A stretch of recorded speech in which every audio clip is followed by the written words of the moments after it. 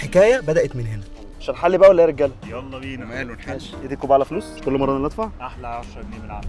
ايه ده كمان؟ هو ده يجيب ايه اصلا؟ هم متعودين نعزمهم كالعاده. شوف بقى انا معايا كام ما شاء الله. اجيبه ايه دول بقى؟ اتصرف بقى من عينيا. رحت على السوبر ماركت بقى اشوف اجيب ايه بالفلوس اللي معايا. قعدت ادور والفلوس اللي معايا اكيد ما تجيبش اي حاجه. ايه ده ايه ده ايه ده؟ هو ايه الاسعار دي؟ ترررررررررر. ببص على السعر مستحيل الفلوس اللي معايا ما تكملش، لحد ما فجاه لقيته وب5 جنيه.